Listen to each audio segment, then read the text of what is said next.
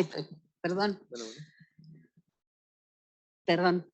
eh, bueno, entonces, rápido, un termostato va a tener un punto establecido de temperatura. Si es menor se va a encender, si es mayor o igual no va a encender, va a formar ciclos y va a ser influido por el medio. Si hace calor, pues no va a prender la regularidad. Si hace frío, va a prender con mucha más regularidad. Otro ejemplo que se da pues es precisamente el de temperatura de la piel. En este caso se observa cómo es que estas variables efectoras, que sería pues, precisamente el cambio de temperatura en la piel para regular pues, la temperatura central, pues va a verse disminuida. ¿Esto cómo se ve? Pues bueno, nos ponen un ejemplo de casos controles, es decir, gente sin obesidad ni sobrepeso, gente con sobrepeso y gente con obesidad. Y vemos cómo pues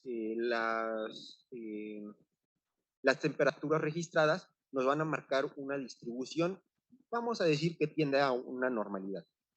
Y vamos a ver cómo la curtosis se ve afectada. Entonces, vemos cómo en los individuos sanos se puede llegar a temperaturas eh, altas, por así decirlo, por mucho más tiempo comparado con los procesos patológicos. Y bueno, esta reducción en la varianza de las variables, vaya, efectoras, pues va a demostrarnos que hay un proceso patológico.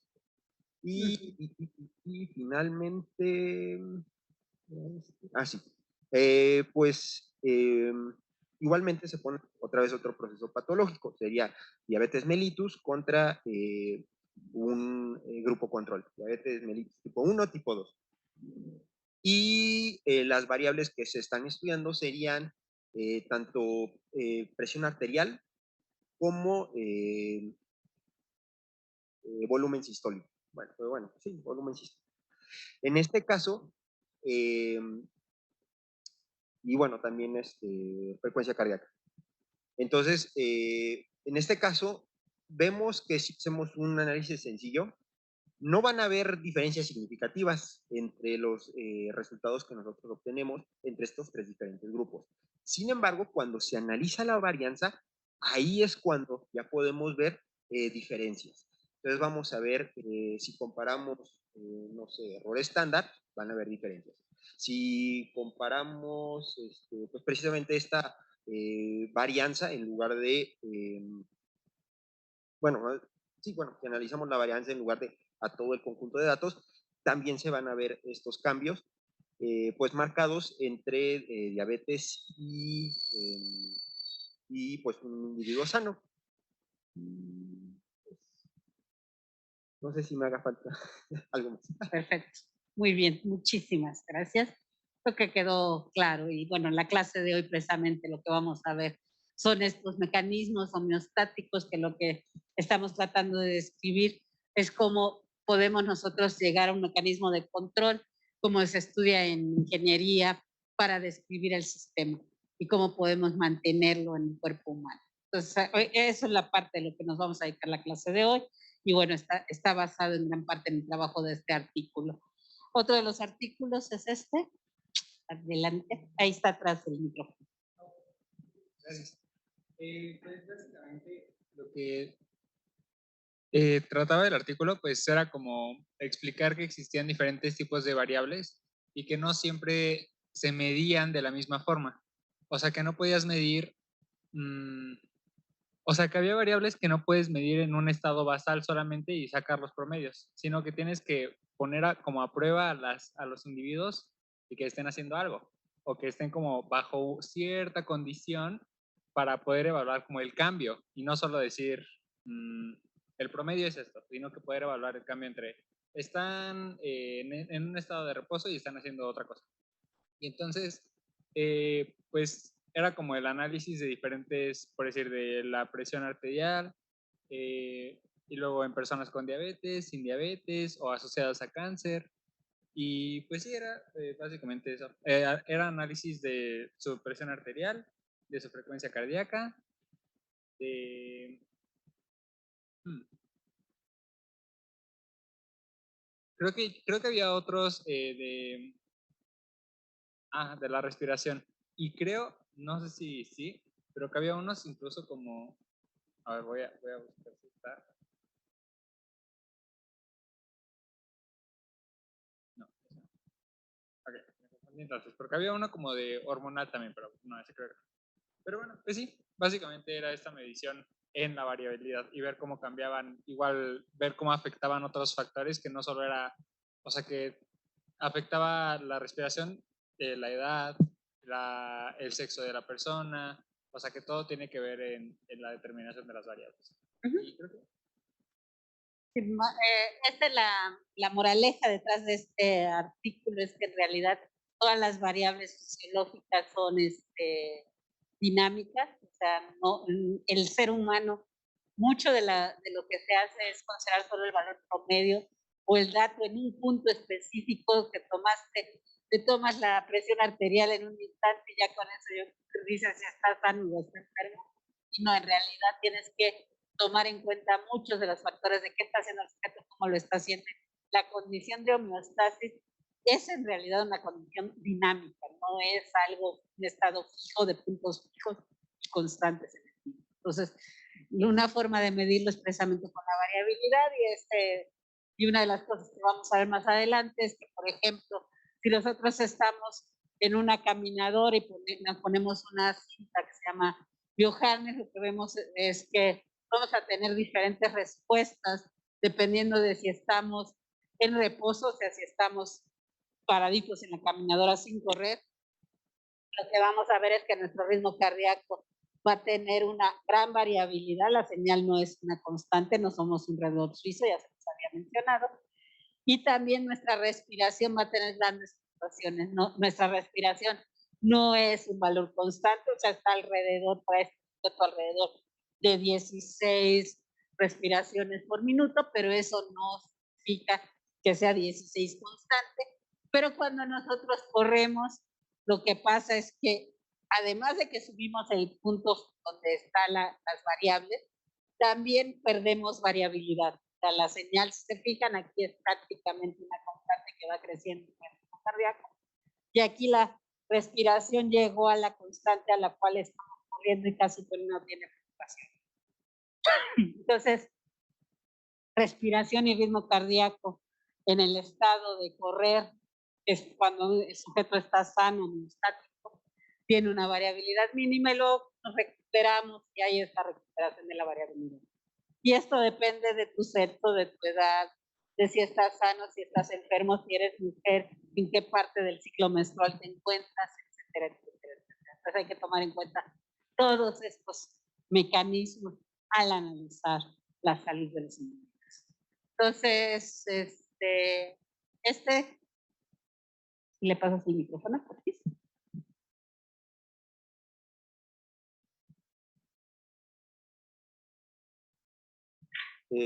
Sí, pues en este artículo lo que se decía era que, bueno, empezaba con que en la medicina se hace mucho todo esto de las mediciones de los signos vitales para determinar el estado de salud de un paciente, pero pues generalmente solo se hace una medición, por ejemplo, pues la frecuencia cardíaca, la tensión arterial, generalmente es solo una medición. Y en este artículo lo que nos plantean es a través de series de tiempo ir observando cómo estas variables pues van cambiando en una persona y a través de esto, de analizarlas, estar viendo estas fluctuaciones en el estado tanto de salud como de enfermedad de un individuo. Y mencionaban dos enfoques para interpretar como estas fluctuaciones que puede haber en una persona, que era el enfoque de la pérdida de la complejidad y el enfoque de las transiciones críticas. La pérdida de la complejidad, pues es esto, de donde un sistema va perdiendo sus características de un sistema complejo. Y las transiciones críticas es donde estas variables, estas variables que estamos viviendo aumentan en su variabilidad. Es decir, hay estos cambios en un estado de enfermedad, en la variabilidad de estas. ¿Qué más se menciona? Pues había dos tipos de variables en los mecanismos de regulación, que son las efectoras y las reguladas. Las reguladas pues tienden a estar, digamos, pues un poco más constantes y tienen que ver con estos mecanismos para la supervivencia, como lo puede ser la temperatura corporal, la saturación de oxígeno, la presión arterial, y hay otras variables que son las efectoras que tienden a cambiar pues con una mayor frecuencia, como lo puede ser pues la temperatura corporal, pero ahora a nivel de las extremidades, la frecuencia cardíaca que tiende a cambiar, la frecuencia respiratoria, dependiendo de, pues, del estímulo en que se encuentre un paciente. Y pues en este artículo nos menciona estar viendo cómo estas fluctuaciones pueden estar variando en un estado de enfermedad y cómo puede ser utilizado como una herramienta diagnóstica y pronóstica también. ¿Qué más se menciona? A mí me llamó mucho la atención como estas características o estas variables que cambian en ciertos estados de enfermedad. Se mencionaba por ejemplo, en la diabetes mellitus, que disminuye la variabilidad del ritmo cardíaco y la presión sistólica. Y pues la verdad a mí se me hizo muy interesante como este enfoque de utilizarlo como herramientas pronósticas en la clínica. Creo que es muy, muy útil y es un enfoque que se debería de utilizar y que yo espero que se utilice pues en la medicina de los próximos años. Pues sí, la idea es también que vieran diferentes artículos, les recomiendo que lean los que no les tocaron, de todas formas échenles un ojo. Es esta idea de que en realidad no podemos tener una fotografía de una persona y decir, con esa fotografía entendemos perfectamente al organismo. Para poder entender el organismo, para poder entender a los seres vivos, necesitamos esta descripción temporal de ellos. Y ahora ya tenemos todas las herramientas para hacerlo. Antes no las teníamos, ahora ya tenemos un relojito y ya con este relojito podemos saber qué está pasando en la vida del sujeto y del paciente permanentemente. ¿Querías decir más algo, Marco? Adelante. Sí, doctora. Yo justamente también busqué un artículo. Es un artículo del American Journal de Fisiología. Ajá. Y pues justamente habla de esta parte de la relación que se tiene que tener, porque claramente la homeostasis se define como un proceso que es dinámico. Sí. Pero pues aquí lo tratan de integrar justamente con distintas perspectivas. Habla de pues regulación, de integración y pues ahí voy al título. Aquí está. Justamente se preguntan cómo es que sucede y hablan de fisiología, hablan de sistemas biológicos y hablan de pues cierta evolución. Entonces lo que me interesó de este artículo es que pues si bien no hablan tanto como de las señales fisiológicas, hablan de los procesos fisiológicos y lo tratan de relacionar todo en un conjunto, porque si bien hay varios como diagramas que se han manejado a lo largo de la historia, normalmente son como estos circuitos que siento que se ven como de que, bueno, tenemos un efector y vamos a tener pues justamente un efecto, tenemos una regulación. Pero justamente lo que se busca en este artículo es tratar de utilizar más sistemas, más redes, para tratar de explicar esto, porque no es como de que, bueno, sí, un interruptor, lo apago y lo enciendo, sino que es pues interaccionan varias señales, pues sí, varias partes de un sistema. Y pues también habla de las jerarquías, que pues es lo que uno va a manejar cuando se encuentra, por ejemplo, en una emergencia, o bueno, más en una emergencia que puede ser que no desayunó el paciente, entonces pues está todo hipoglucémico y pues se va a marear, y entonces el sistema va a saber cómo aprovechar lo que tiene, y para esto necesita estar comunicado, y pues esta comunicación se puede ver afectada con el envejecimiento, donde pues hay pues la reducción de la respuesta del sistema. Y también es importante esta parte de la plasticidad, que el propio sistema pueda aprender cómo regularse o cómo es que, bueno, sí, cómo regularse para enfrentarse como a las condiciones en las que se encuentra. Si nos lo puedes compartir el artículo, nos gustaría mucho para que todos lo podamos leer, ¿no? Entonces, bueno, entonces la moraleja de la parte, de algo de lo que estuvieron viendo, es que en todos estos artículos nos dicen que las señales fisiológicas tienen que ser robustas, o sea, necesitamos para estar vivos, estar dentro de un cierto rango de parámetros, pueden ser cualquier número loco, pero también tienen que adaptarse a los cambios del entorno. Y justamente lo que vamos a ver hoy es nuestra hipótesis de trabajo y que está atrás de la hipótesis de todos los artículos que ustedes estuvieron leyendo, es que la salud se encuentra justo en este estado de balance entre ser adaptable a los cambios del entorno y ser totalmente robusto. O sea, tenemos que tener parámetros suficientemente robustos, pero también tenemos que ser capaces de adaptarnos a los cambios. Esta justa medianía, este punto óptimo de balance entre los dos, este punto de salud que lo podemos caracterizar como esta invariancia de escala de todas las señales de nuestro cuerpo, este estado homeostático, se puede perder porque nos volvimos demasiado robustos, que nuestro cuerpo se volvió demasiado rígido porque nuestro corazón empieza a latir como una señal periódica o porque nos volvimos demasiado adaptables al entorno. Entonces, salirte, ya sea por un lado o hacia el otro, de todas formas te enfermes, habla de que algo está mal. Entonces, salirte porque te volviste demasiado rígido, demasiado determinista, demasiado correlacionado todo con todo, implica envejecimiento, implica algunas enfermedades, y hay otras enfermedades que te generan vivir en condiciones extremas, vivir con aleatoriedad, al azar, con bajas correlaciones. Sí.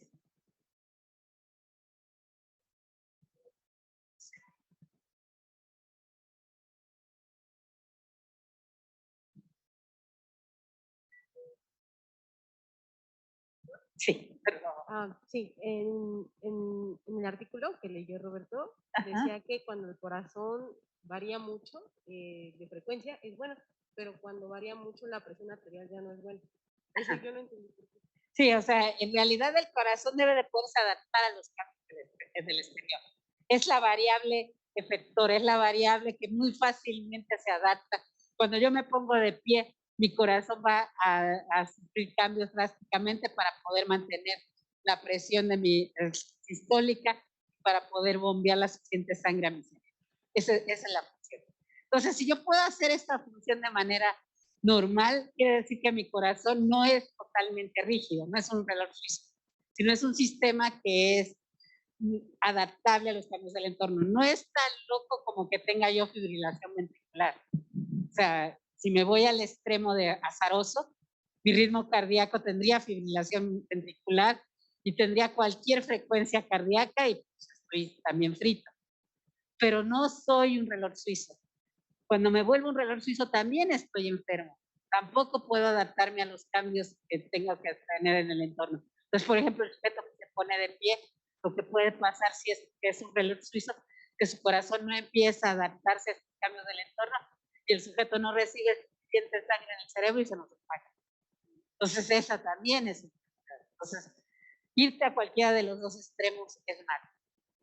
Porque o eres demasiado loco, tu corazón simplemente no tiene un ritmo cardíaco, un punto fijo, no tiene una señal determinista, perdiste todo este determinismo de la señal y entonces vas a estar oscilando con fibrilación ventricular. Pero también volverte totalmente robusto es malo. Siempre me gusta, de alguna manera, centrar esto en lo que ocurre con insuficiencia cardíaca. Cuando un paciente tiene insuficiencia cardíaca ya no tienes reserva funcional para dar mayor frecuencia cardíaca y lo que ocurre es una disminución de la variabilidad. Es decir, no puede acelerar el corazón aunque quiera, no está siendo efectivo. Ya llegaste a tu frecuencia cardíaca máxima, que además el promedio está elevado. De tal manera que uno puede encontrarse qué es lo que pasa en terapia intensiva con un paciente que está en sepsis, que pierde variabilidad, pero también puedes observarlo en trabajo de parto con el tococardiógrafo, que tú buscas que la frecuencia cardíaca fetal sea una frecuencia variable, que varíe con cada contracción, pero que pueda regresar al estado de reposo. Cuando no hay variaciones, independientemente del promedio, tú puedes tener una frecuencia promedio baja o una frecuencia promedio alta, pero la pérdida de variabilidad te está alertando hay sufrimiento fetal, es buena idea programar para cesárea y proceder para remover quirúrgicamente el producto de la gestación, porque ya no tienes un corazón capaz de adaptarse al cambio grande del ambiente que son las contracciones superiores. Si ya no tienes variabilidad, ya no tienes adaptabilidad, eso indica que hay que intervenir. Que en la tensión arterial eso sería mal, tener mucha variabilidad. Y tenemos la contraparte. ¿Qué ocurre con variables reguladas? Si yo cambio la presión arterial media, yo dejo de filtrar a nivel del glomérulo, dejo de tener perfusión a nivel tisular, el intercambio a nivel de los capilares se encuentra alterado. Entonces, esa sí es una variable que no puedo yo modificar. Esa es la que le sirve a mi organismo para mantenerse con vida. Otros ejemplos es saturación de oxígeno, temperatura central, no la temperatura periférica, donde si yo modifico estas condiciones que permiten el funcionamiento celular, yo me muero. pH es otra, que no puedes tener nada de variabilidad. Estas son variables que los bioquímicos de las células y que si uno modifica, ya no estás vivo. Aquí hay una pregunta. A ver, ¿a quién?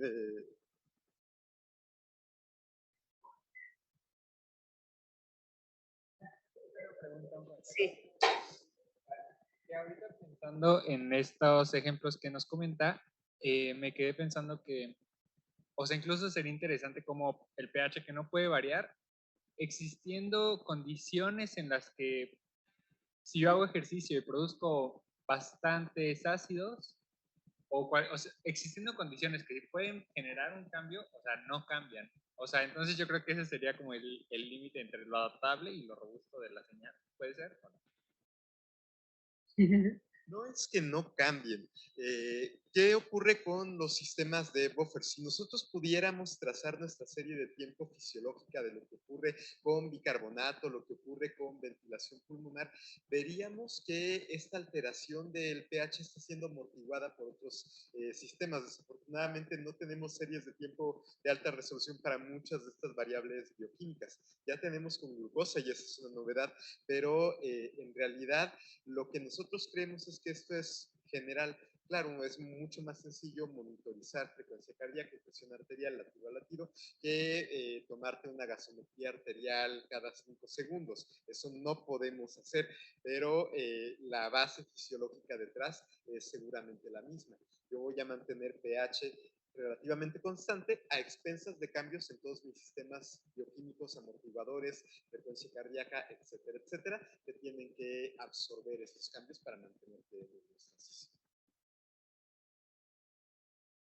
En realidad lo que estamos es este juego entre variables que debes de mantener lo más constante posible para que tu organismo esté en este estado de homeostasis que te mantiene vivo y bien, y estas otras variables que se pueden mover, que pueden usar para solventar que esta otra variable se mantenga constante.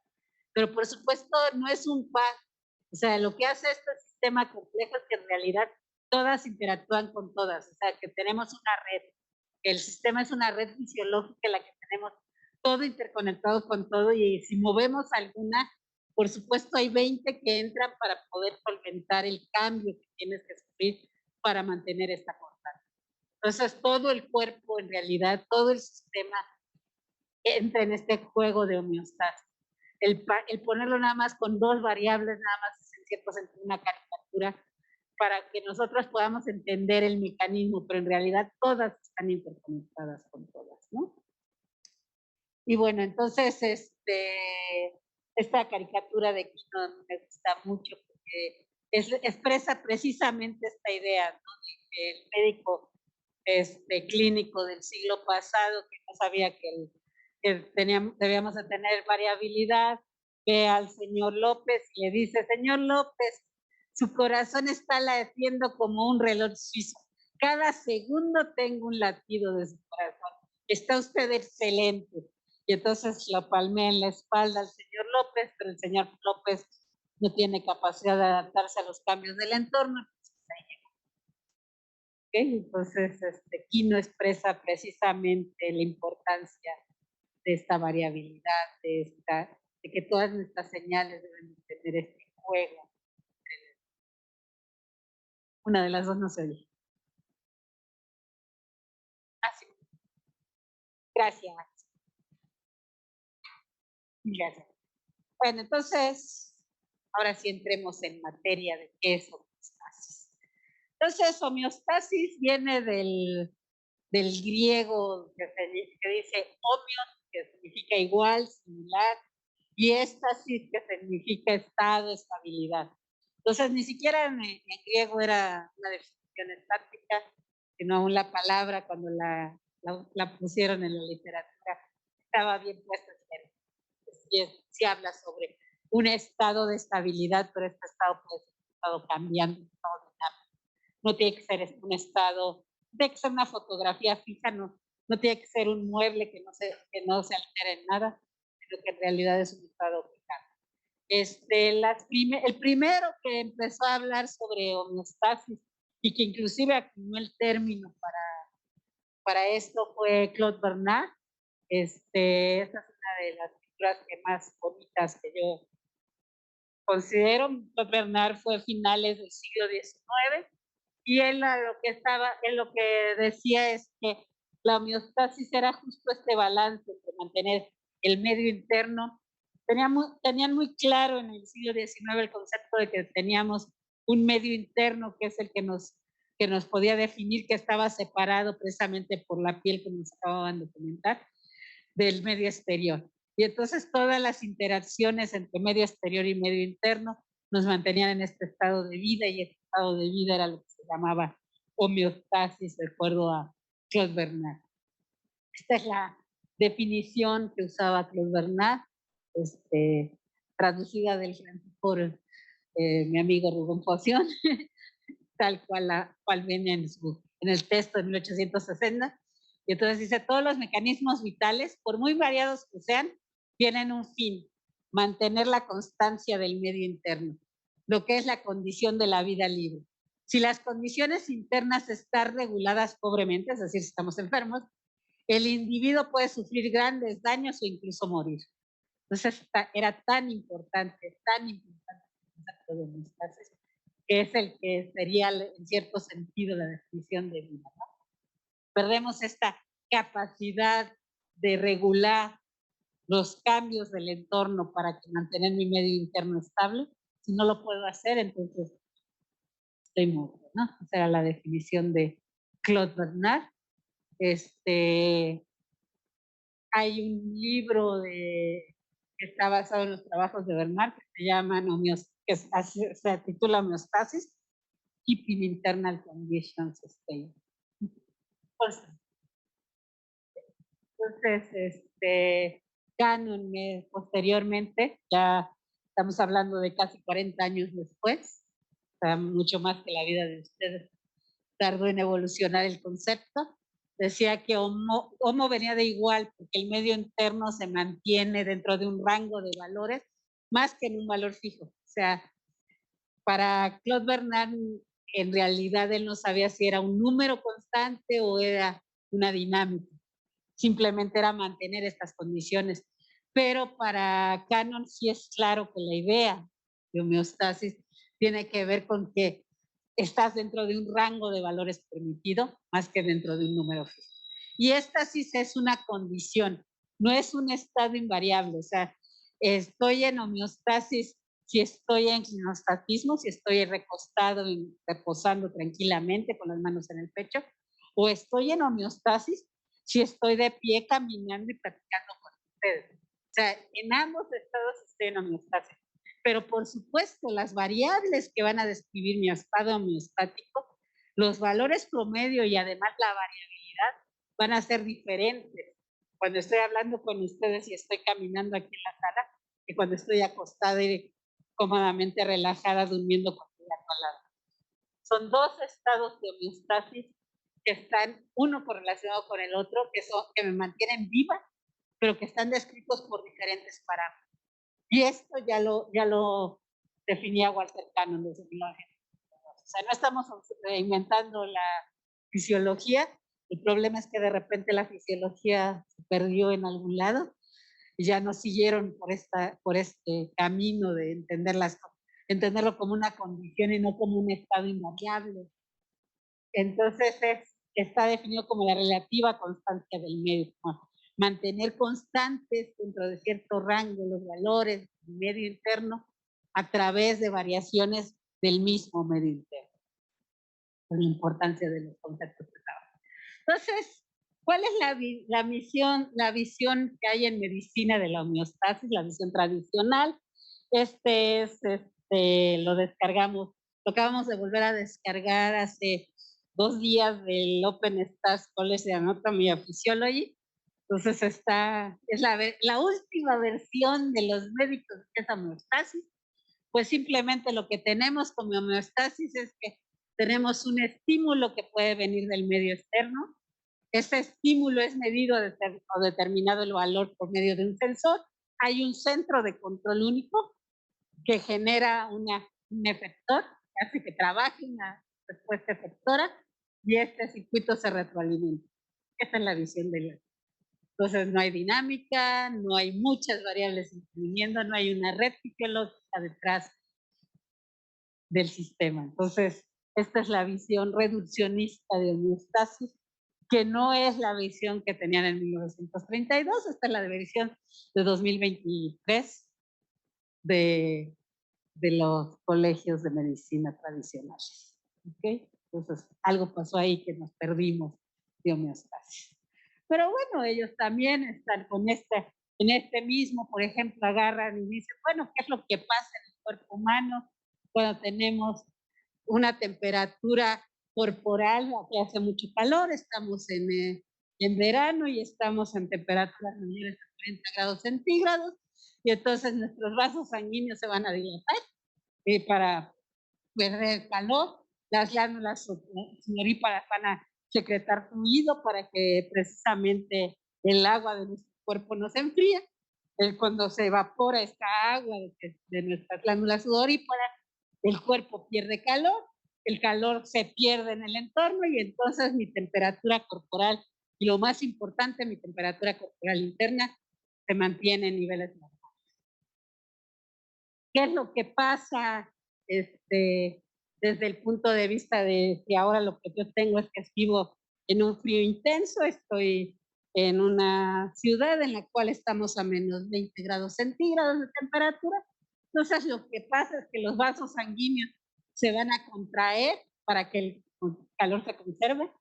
Las glándulas sudoríparas van a dejar de secretar agua. Yo voy a tratar de mantener toda la temperatura de mi cuerpo para mantener mi cuerpo caliente. Vamos a empezar a tener contracciones musculares involuntarias, vamos a empezar a activitar de frío para generar calor, lo cual permita que el cuerpo se caliente. Todo esto hace que mi calor se retiene y esto genera una temperatura corporal. Entonces, esta es la visión general de los mecanismos de homeostasis que ocurren en dos situaciones extremas.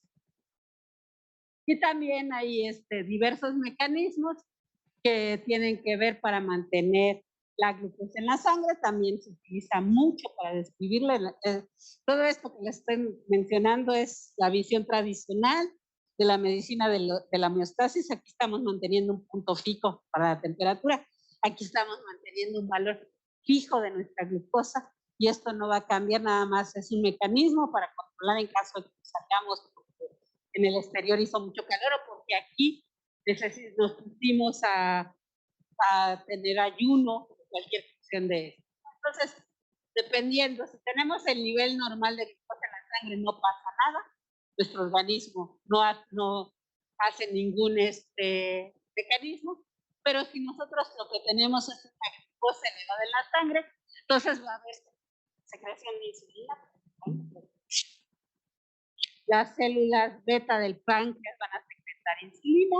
Esos efectos de la insulina van a activar las células del cuerpo para que tomemos glucosa de la sangre, la usemos en la respiración normal, la glucosa es removida de nuestro organismo almacenada como glucágeno en el hígado, como glucagón, y esa concentración de glucosa, todo este mecanismo hace que la concentración de glucosa en la sangre disminuya y ya lleguemos a niveles normales. Ese es el mecanismo en el caso de que tenga mucha glucosa en la sangre. Si yo tengo niveles bajos, lo que pasa es que se secreta glucagón y entonces las células alfa del páncreas liberan este glucagón. Se hace que el glucógeno en el hígado se descomponga en glucosa, que es liberada hacia la sangre, y esta hace que esta concentración sanguínea de glucosa aumente y nuevamente llegamos a los niveles. Entonces, si se fijan, los mecanismos tradicionales, por ejemplo, de homeostasis de la glucosa, lo que tratan de mantener es un valor constante de ella, y el mecanismo tiene involucradas al páncreas a través de las células beta, o tiene involucradas al glucagón y al hígado en la liberación, en la concentración de glucosa. ¿Okay? Entonces, todos estos mecanismos están muy estudiados, muy descritos en la medicina tradicional del 2023. También hay mecanismos que hablan sobre el funcionamiento cerebral. Esto no me voy a meter con mucho detalle, pero lo que hace también es que hay mecanismos que tienen que ver con células GABA energéticas para mantener nuestro buen funcionamiento cerebral. Entonces, también hay mecanismos homeostáticos para mantener la presión arterial sanguínea. Estos están más en el tenor. Este es un artículo del doctor Pablo Rudomín de 1963, o sea, de hace más de 60 años. Este artículo es muy interesante. El doctor Pablo Rudomín es nuestro príncipe de Asturias en el área científica, el padre de las neurociencias, entonces es un nombre que todos debemos de conocer y fijarnos casi de enfrente de él. Y bueno, él fue de los primeros que describió estos mecanismos. Ahora sí, él sí siguiendo la escuela de la fisiología, en el cual homeostasis tenía que ver no con mantener un valor constante, sino con mantener una señal con variaciones para mantener el organismo funcionando. Y entonces ellos lo que hacían era ver cómo la presión arterial, a que le ponían a un conejito, le introducían unas pinzas con las cuales estaban midiendo directamente la presión arterial, y al conejito le aplicaban estímulos eléctricos en un extremo central del nervio presor aórtico. Veían cómo estos trenes periódicos eran alterados y cómo habría también, si estos trenes eran periódicos, lo que veían es que había una ganancia de la presión arterial también periódica y que se podía inducir esta respuesta. Entonces, lo que él quería estudiar y lo que ellos decían es que los mecanismos homeostáticos para mantener la presión arterial sanguínea dependían no nada más de las señales eléctricas que yo generara por el sistema autónomo, que estas también las podían con otras señales eléctricas. En particular, ellos lo asociaron los posteriores con la respuesta cerebral. Por ejemplo, si inducían dolor en el animal, inyectándole capsaicina, veían cómo podían alterar la presión arterial debido a este estímulo de dolor. Y como la respuesta finalmente llegaba a un punto de balanceamiento nuevamente. La presión al principio se veía alterada, pero después se reducía y se establecía en valores fijos. Entonces, esto también es un artículo muy bonito, es un artículo de 1963 en Nature, del doctor Rudomín. Y lo interesante de es precisamente estas figuras que les estoy mostrando, porque son de los primeros registros que ellos hacían con pluma y papel de las señales eléctricas de presión arterial. En este caso, de conejos. Posteriormente hay resultados en los que trabajaron con gatos anestesiados. Este es uno de los que me gusta mucho, que está en Facultad de Medicina de la UNAM. Está el link para que ustedes lo puedan ver si es que no los han descargado, que son todas las diapositivas de homeostasis y de las funciones generales que tiene el cuerpo humano, que aparecen en Facultad de Medicina, en el cual tratan de establecer precisamente lo que estaba platicando hace un ratito Antonio de la respuesta en el parto. Tal vez inclusive creo que es mejor que lo describa él, porque seguro yo lo voy a decir mal, y él, que ya se sabe el libro de memoria, lo puede decir correctamente.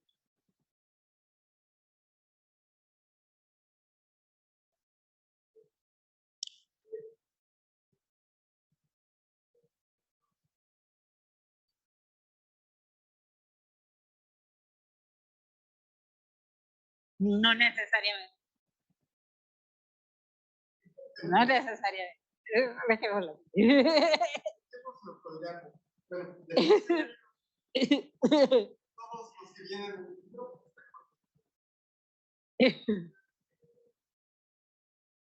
El objetivo de lograr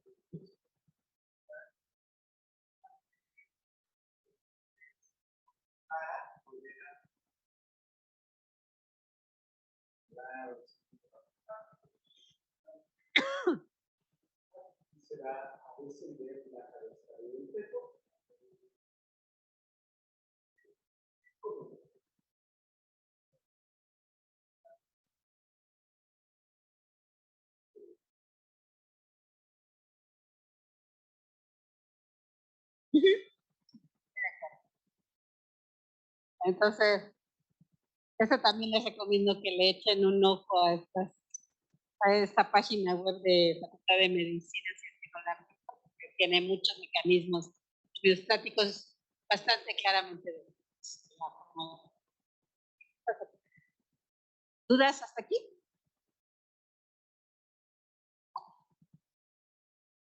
Entonces, lanzo con los modelos de ahora la visión un poco del grupo. Sí, date.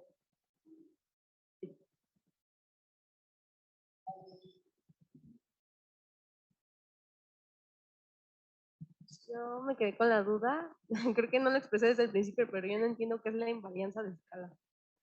¿Qué es invariancia de escala? Yo tengo una señal que se parece a sí misma.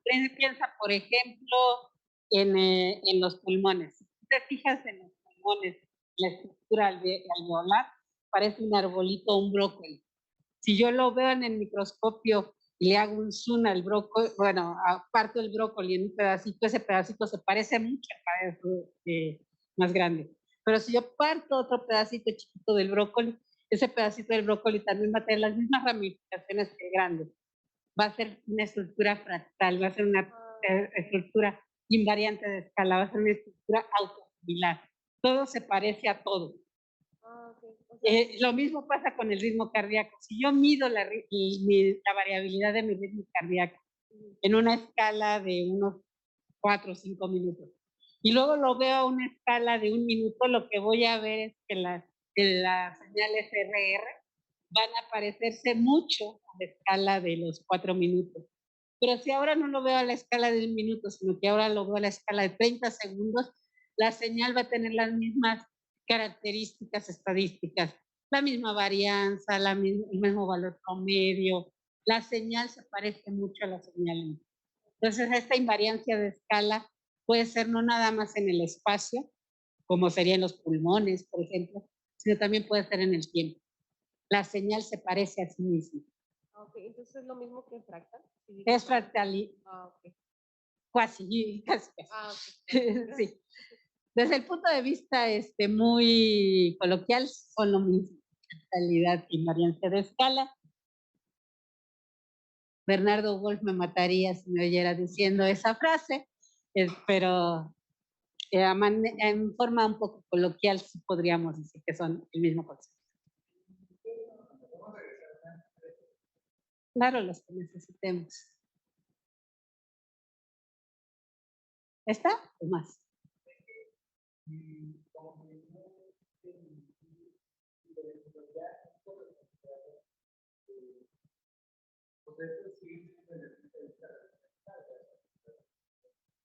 ¿Cuántos sistemas están involucrados aquí? ¿Bastantes? Que interaccionan entre sí. A ver, ¿cuáles son las características del sistema complejo? ¿No lo puede explicar como la suma de las partes? Tengo muchos sistemas interaccionando entre sí. La respuesta da lugar a propiedades emergentes.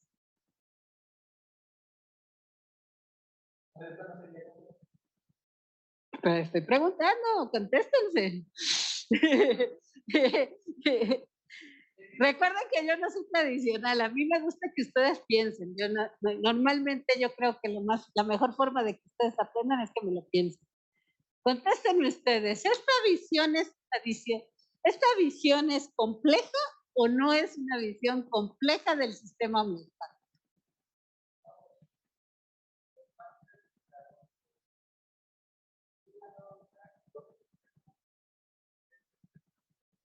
Ajá. ¿Qué es lo que no cumple? Ajá. No necesariamente. Puedes tener sistemas complejos. Hay varios. No es compleja, aunque puedes tener mecanismos lineales de interacción entre los objetos. Ayúdenlo. Está sufriendo. Ayúdenle a su compañero. ¿Quién ayuda?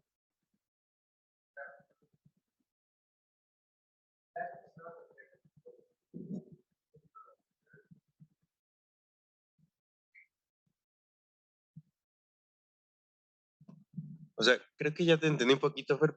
Entonces, como que no es sistema complejo porque estamos mencionando cada parte, pero, o sea, sí tenemos que mencionar cada parte, pero ya vemos que es un sistema complejo porque están, bueno, lo que más noto yo es como esta propiedad emergente, que es lo que busca el cuerpo ahí, es regular la glucosa, que es una propiedad emergente que se da a partir de todos estos procesos que se están dando. El sensar la glucosa en sangre, la secreción de las células alfa o beta del páncreas, o sea, ya son componentes que si bien sí están ahí de forma individual, ya están interactuando entre sí y al final nos van a estar como arrojando pues el efecto de regulación que estaba buscando el cuerpo. Y pues yo lo veo de esa manera y ya es un sistema complejo porque ya... ¿Es ya una está. instantánea o es un sistema dinámico? Ujú. ¿Los sistemas complejos son dinámicos o instantáneos? ¿Esto es una instantánea o es dinámico?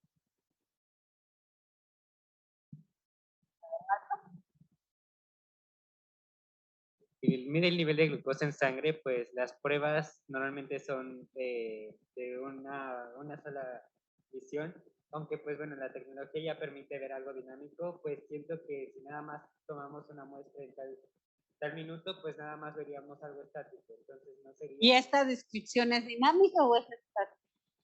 ¿Es una fotografía de algo que está pasando en un momento y que no? ¿O es la dinámica que está pasando en el sistema y que mantiene que esto funcione? ¿Es una instantánea o es un video? Ah, bueno, ahí lo que vemos es un video. Bueno, es un... No, pero me refiero a la descripción a la descripción de que tú tienes un nivel alto de glucosa, entonces secretas insulina con las células beta.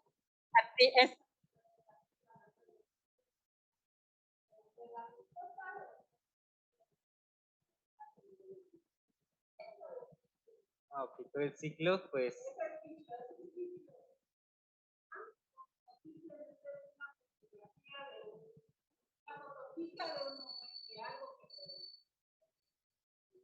No, sí,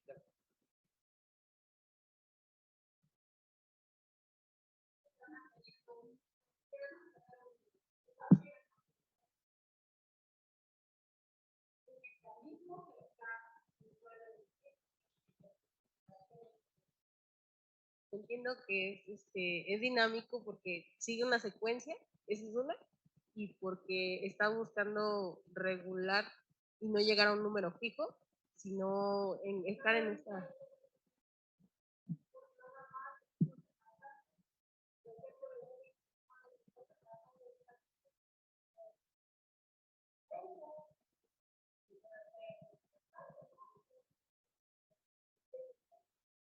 No, porque varía, por ejemplo, después de comer puede elevarse más.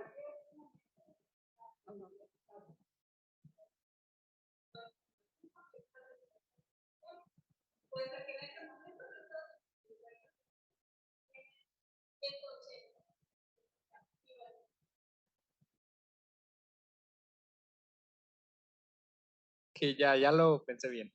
Esta descripción es una descripción estática.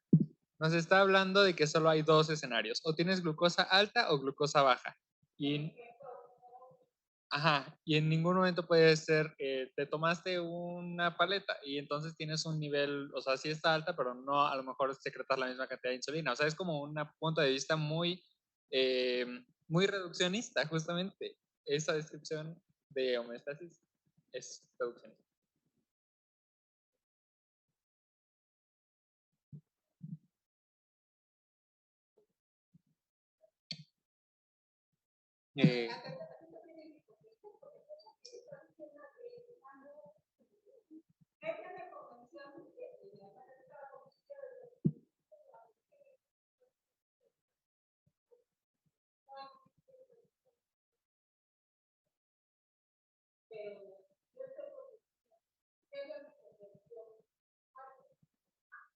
Pues bueno, ya pensando en lo que acaban de comentar, sí sería, bueno, yo pensaría que es algo estático porque justamente menciona que tienes dos rutas y en cada una de esas rutas pues tiene que haber cierto mecanismo y entonces un organismo no siempre va a seguir el mismo mecanismo.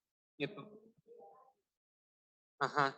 Entonces, por ejemplo, ahí dice los efectos de la insulina. Entonces, considerando, por ejemplo, a pacientes con ciertas patologías, tal vez no hay secreción de insulina o tal vez no hay la recepción de esta insulina. Y, por ejemplo, la secreción de glucagón, pues va a ser muy distinta si el paciente ya desayunó o no ha desayunado. Y pues eso es lo que nos mantiene esto estático, porque no hay como no hay como cierto contexto y solo te dice sí o sí, esto o lo otro.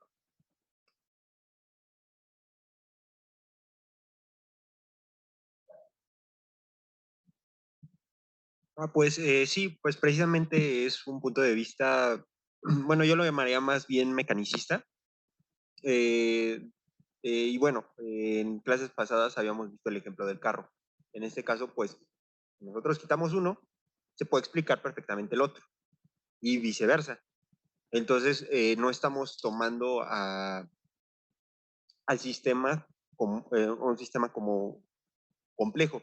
Simplemente estamos viendo pues, partes por separado, mecanicista, son independientes cuando pues en la realidad no es así. Si bien a lo mejor ves en la vida real que disminuye uno y se incrementa otro, pues no es que sean mutuamente excluyentes ante un estado de ya sea glucosa alta o baja. Entonces, bueno, por ese lado, para mí no es complejo. Sí, es que no había entendido bien la pregunta. Yo creía como que se referían como a ese mecanismo, ¿no? Pero era como a este enfoque, ¿no? Más bien, ajá. Entonces sí, ya viéndolo desde el enfoque, pues sí es un enfoque muy reduccionista, donde nos están diciendo, eh, tal que ve y nos da C y listo. Y pues sí, es solo como un enfoque y aquí es mi pregunta, como este sistema o este mecanismo de regulación, ¿sería un sistema complejo o sería como... Sí, sí. Ajá, ajá. No, pues, y ya. No, era un enfoque por partes, donde quitábamos algo y ya el coche dejaba de existir.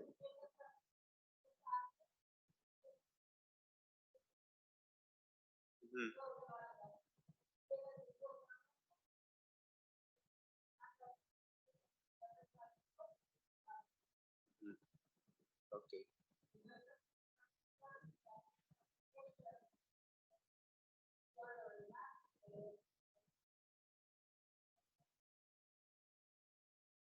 Ok, sí, ya me queda claro.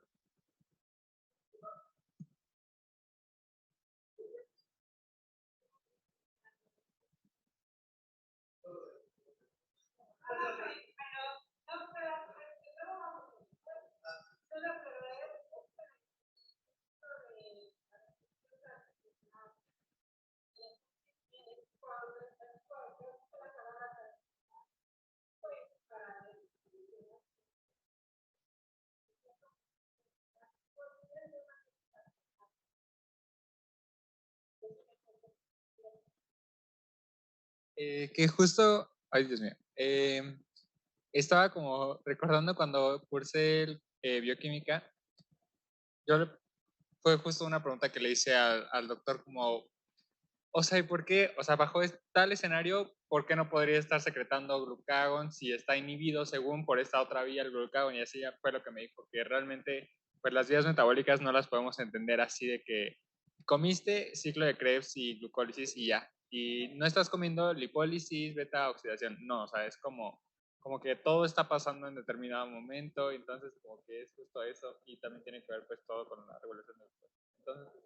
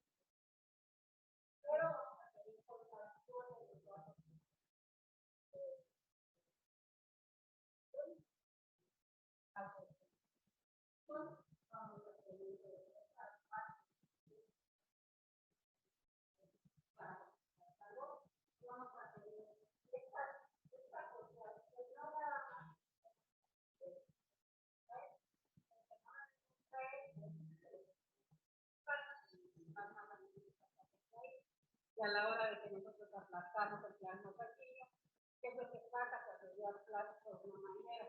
El agua sale mucho más rápido. Entonces, todo el flujo que se extraído y a la hora de extraer se mueve más rápido, que si movemos más rápido, creamos algo. Bien, es parte del proceso. También empiezo a hablar de la nada de tierra, no nada de agua. Entonces, el hecho de que no tengamos agua en el exterior hace que nada se pueda quedar paciente, porque no hay agua posible, entonces se desarrolla.